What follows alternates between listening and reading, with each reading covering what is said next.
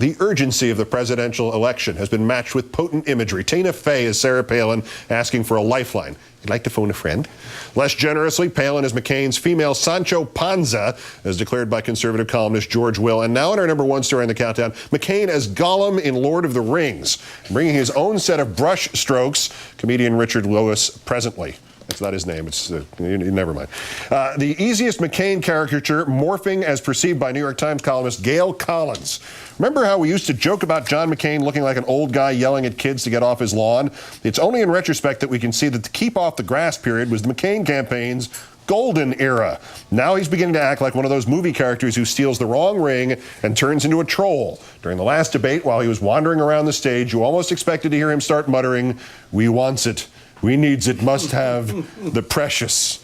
Here is promised, my friend, comedian Richard Lewis, whose Misery Loves Company tour. Let's do this at the start, just in case I don't get another chance. In case I never say another word in this.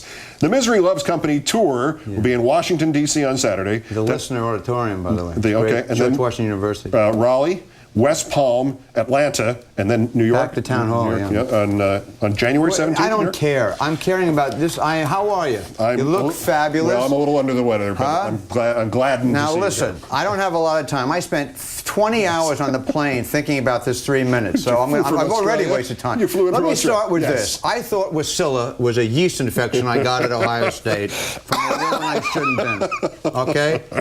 Here's the deal. Yes. I'm not here. I know all the talking points. I know all the. I'm a Democrat. I was a Democrat. I am. I'm a Democrat because I was raised by a family that were tolerant. And I was a New Yorker, moved to Englewood, which was the hotbed of the civil rights movement. This is what I want to focus on. Look, you know, first, John McCain is not a maverick. James Garner is maverick. Let's just no, the maverick to me like years ago when Hagel came out against. These are the cats in the Republican Party. I love these guys. I don't know. I probably I know the Republican platform, so I'm sure I wouldn't like with the Hagel and what Chris did, in Florida. These guys and some of these these right wing, these neocon writers. These guys are more maverick now than this guy will ever be. He had some great moments, but this is so surreal that it's frightening me. When I watch a debate, I watch it with look, just like some Republicans would watch and cheer for the vice president's debate. They were cheering her, okay, when she would say to Gwen Ifill, "I'm not going to answer that question." Yeah, I'm sure they went nuts. Break the rule. That's right. Break the rules. That's a maverick. So I was watching, and you know how The Sopranos, when anyone would come to a table at the Bada Bing and say something mean, they go, "Whoa!" I started doing that. So for an hour and a half, when she would say, "I'm not going to answer that because I don't need to." Whoa! We did The Sopranos. We counted 190. Whoa! Oh, and I said, "Wait a minute. I know you vote for the president." And I was watching Reverend Jackson and I think someone had said it. I follow 4 intellectuals. I love Gil Stratton and 2 donkeys, and now you have a Jew monkey come on. I appreciate it. I'm not an intellectual, but I'm here as an American, not as a Democrat. When I was a little boy in Englewood, and I was putting on TV in the late 50s and early 60s, and watching those heroes and hearing about people, being hung by the white supremacists. Okay, what's going on now when they have no clue how to run a campaign? And it's so obvious. There's 40% of this country, no matter what you say. I'm not trying to change 40% of the people. Some people are just aren't educated. And Senator Obama says, this is going to take some time, education. The poor are screwed. The middle class is screwed. We've got to educate people. And these are the ones who are out there yelling, "He's an Arab. He's not a decent person." Well, that woman doesn't know any better. And it's like when you watch those young kids in the Mideast strapping bombs, and people go, "Oh my God, let's kill every Jew." How can their parents do that? It's almost like in America. Look. I have to believe. I'm a spiritual agnostic, okay? I have to believe that this country is about 85% normal, and there's that fringe. There's the anti-Semites. There's the Klansmen. So my parents bought me a little league outfit. Go get a couple of hits, kid. A Klansman family, because their parents hated blacks, said, let's try to take in the hood a little bit. Put them by a little It's not the poor kids. It's not the kids. Then they grow up and they do it to their children. It's because the education system is broken. And so I feel sorry for the children. That's why I feel young. You better go out and vote. This is such an important election. Everyone knows that this woman, what happened? I don't know when she got nominated. She must have been. Look, I don't care what she did well in Alaska.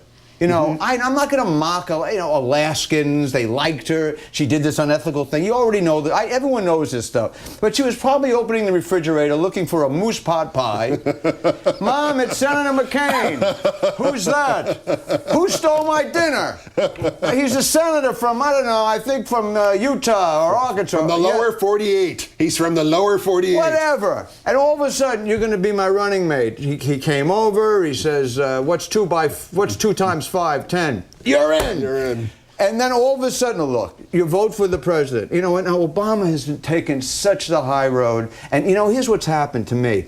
The Democrats, my Democratic friends are going, and Biden was fabulous. They'll pick on one thing. He's a little verbose. 29 years. What public service? This guy is so brilliant. I happen to know the guy a little bit. Me too. I like the guy tremendously. And I said it to him in person. I ran into him. And, he has a voice of reason. Senator Obama, just come. Look, forget Bush. He's so happy now. He's saying, things are bad, but I'm out in 20 days. He's like Fred Astaire. 25 days. He went to the wrong country. We talked this. The heroes are soldiers. They didn't die in vain. There are soldiers. That's why I'm talking to you. They protect our country. If Cheney, who has how they sleep at night, it's got to be either Bela Lugosi comes in and gives them something. Right. It's an injection of some sort, clearly. How can a lesbian, how can a homosexual, how can anyone of color, they must sneak in with and give them elephant dart stuffs in their behind. This whole thing is crazy. But I love how Obama's taking the high road. But all the Democrats say, why did he smile so much, the vice president? To be, I hope. And how come he didn't say, are you out of your, all the time, they're wrong. Are you kidding? You're going to be the president? If God forbid, I hope McCain lives to be 100. If he has a Band-Aid that covers his whole face and she becomes the president, she says, I can see Russia? Are you kidding? If you're reasonable, oh my God, I'm sorry, I rambled, I followed four intellectuals, but I'm an American, I'm not a Democrat tonight, and we have to have people, this is going to take a couple of years to fix this, and I'd rather have a guy from Harvard and an African American, and not to crap on all the people and all the damn progress we made, from Jackie Robinson to Martin Luther King, and they're doing all this character assassination. This is abominable. This is abominable. And how McCain can half-ass make believe, no. I didn't say no. But then he doesn't really go the full 9 yards. So that's a lot of crap. I owe Rachel a minute. Rachel, I adore you. I'm sorry, Rachel. Richard Congratulations. Lewis, the Misery Loves Company tour continues Saturday in Washington. It's always a pleasure, sir. Always. I'm sorry for No. so she can yell at you now. That's countdown for this, the 1,993rd day since the declaration of mission accomplished in Iraq. I'm Keith Olbermann. Good night and good luck. As promised, Rachel Maddow and the Rachel Maddow Show. Do you have any questions for Richard while he's here? Rachel, I'm sorry. I could listen to Richard Lewis all night. I have no worries about that. Thank you. All right, well, then keep talking. Congratulations, Rachel. Thank you, Richard. Thank you, Keith. And thank you for sticking around tonight at home.